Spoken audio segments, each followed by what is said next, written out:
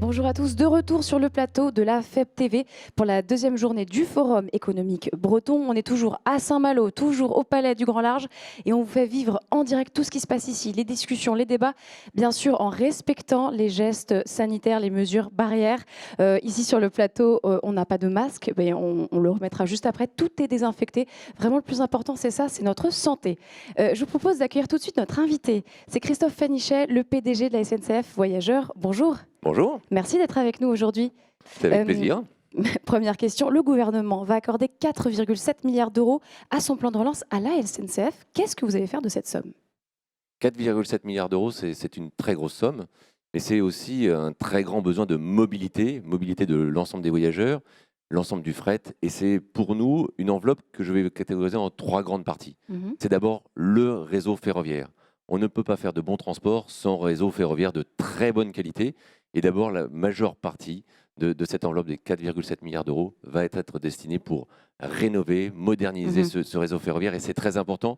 Il n'y a pas de bon voyage s'il n'y a pas de bons rails, et les trains sont à l'heure si les rails sont eux aussi en bonne santé. Première enveloppe, le réseau ferroviaire. Deuxième enveloppe, le fret ferroviaire. Et ici, je pense qu'en Bretagne, vous y êtes tout aussi sensible que partout en France. Le fret ferroviaire, c'est quelque chose de très important.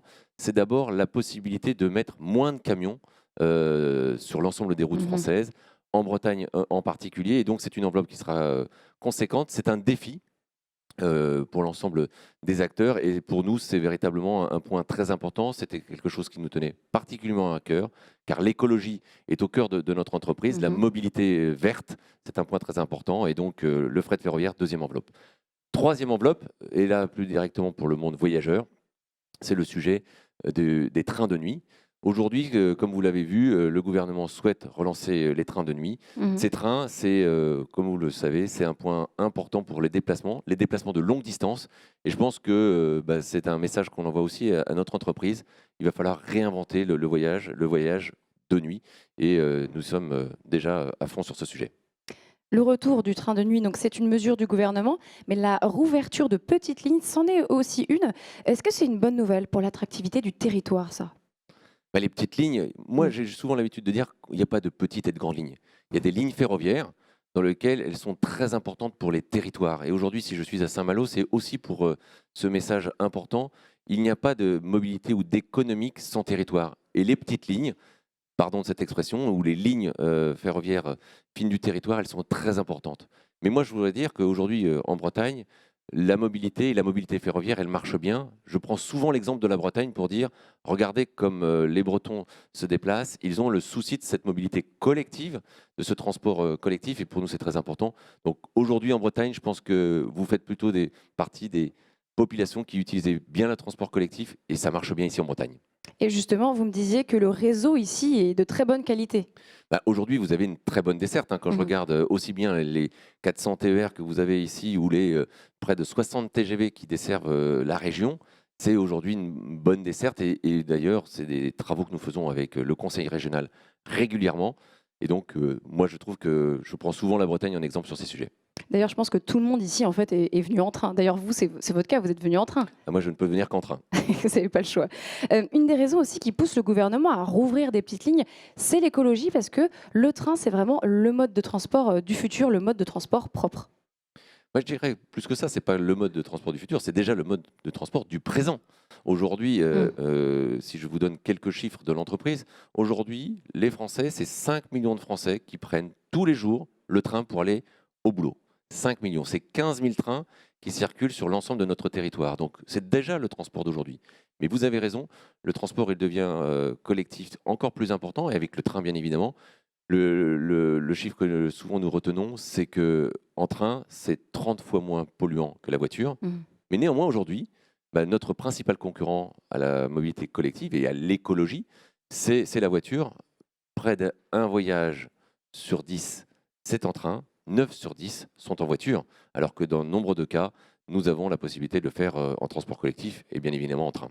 Mais qu'est-ce que vous mettez en place concrètement pour donner envie aux gens de prendre le train? Parce que quand même, il faut le dire, parfois la SNCF peut avoir mauvaise presse, même si tous les trains, quasiment 99% arrivent à l'heure, on parle toujours de celui qui est en retard. Bah, c'est l'adage, hein, on parle toujours du train en retard. Le train qui arrive à l'heure, ça intéresse peu de gens. 15 000 trains circulent, hein, comme je vous le disais à l'instant. Donc, qu'est-ce qu'on fait? C'est que quand je regarde ce qui s'est passé cet été, par exemple, les Français ont eu une très grande Mmh. envie de mobilité. Et moi, la bonne nouvelle que je voulais vous dire aujourd'hui, c'est que finalement, ils ont pris le train parce qu'ils ont eu confiance dans le train. Certes, nous avons eu moins de voyageurs que l'an dernier, mais c'est normal, le Covid est passé par là. Mais ce que je peux vous dire, c'est que toutes nos équipes sont véritablement sur le pont. Les mesures sanitaires sont exemplaires. Nous avons été les premiers à porter le masque à partir de l'entrée de la gare et dans le train. Aujourd'hui, ça fonctionne très bien. Plus de 95% de nos voyageurs le respectent. Et surtout, aujourd'hui, 85% des Français qui avaient pris le train l'an dernier en 2019 l'ont repris en 2020. Donc la mobilité collective, elle est présente. La SNCF est au rendez-vous. Et si aujourd'hui je suis au FEB, c'est aussi pour vous dire quelque chose de très important. C'est que je pense que la mobilité, elle est un des éléments très importants pour la relance économique. Mmh. Nous serons là, tous nos trains sont présents, tous nos trains sont désinfectés. Et ce que je vais dire dans quelques instants, c'est que moi, je suis confiant dans cette relance économique et je souhaite que la SNCF en soit un des acteurs. Des trains de plus en plus rapides, le Wi-Fi à bord. On a aussi parlé de petits trackers numériques pour suivre les valises. Quelles sont les nouveautés que vous nous concoctez à la SNCF? Alors, on a une panoplie d'innovations et c'est souvent d'ailleurs en région Bretagne que l'on en Ah. fait. Vous donniez l'exemple du petit tracker. Effectivement, une des angoisses du voyageur, elles ne sont pas très nombreuses. La première angoisse, c'est que le train parte à l'heure. Et ça, nous avons fait des très très gros efforts. Les Mmh. trains partent à l'heure et arrivent à l'heure, bien évidemment. Mais la deuxième angoisse, c'est effectivement le bagage. Le bagage, parce que, bien évidemment, vous êtes dans votre compartiment et puis vous ne l'avez pas forcément toujours à côté de vous. Et donc, il y a une petite étiquette qu'on appelle Beacon. Et l'objectif, c'est que cette petite étiquette, elle est connectée. Comme ça, vous êtes serein lorsque vous êtes dans votre train. Et s'il y a un arrêt, bah, vous savez que votre bagage reste là. Et puis surtout, comme ça vous est arrivé, il me semble, Hélène, bah, si vous avez perdu votre bagage, ça nous permettra de le retrouver. Et c'est surtout que c'est vous qui le retrouverez. Je m'arrête sur le bagage parce que je vais le prendre sous un mauvais angle, Mmh. pardon. C'est un point très important. Le bagage abandonné, c'est une des Mmh. causes majeures de nos retards, en particulier dans les mesures de sécurité qui sont les nôtres aujourd'hui. Donc, je relance ce petit message. N'oubliez pas vos bagages parce que souvent, ça nous fait immobiliser des trains, voire certaines fois évacuer des gares. Oui, je vais expliquer à ceux qui nous écoutent quand même. Effectivement, je suis arrivée ici sans ma valise, hein. Il y a eu un petit souci à Rennes, mais je l'ai retrouvée. Je suis ravie et l'équipe a été extraordinaire ici à la gare de Saint-Malo, je tiens à le dire, parce que c'était pas forcément facile quand on anime des émissions. Donc, merci à cette équipe. Je crois que vous avez pris vos fonctions au début de l'année, une année aussi bien salée, hein, pour vous.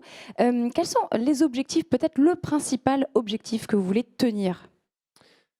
Comme vous l'avez dit, effectivement, j'ai pris mes fonctions au 1er janvier avec une entreprise qui s'appelle SNCF Voyageurs, hein, Mhm. comme je l'indiquais, 15 000 trains, 5 millions de voyageurs au quotidien, partout en France. L'objectif que je veux tenir, c'est véritablement un objectif, je vais dire double, puisque généralement, quand on n'en a qu'un seul, ça ne marche pas bien. Premier objectif, c'est que l'entreprise soit au rendez-vous de tous les Français. Et ça, c'est pour moi très important, au rendez-vous de tous les Français, dans deux périodes. Le loisir, ça a été le cas cet été, et puis dans leur trajet professionnel. Donc ça, on est au rendez-vous, on le sera en septembre, on le sera tout le temps pour accompagner cette relance économique.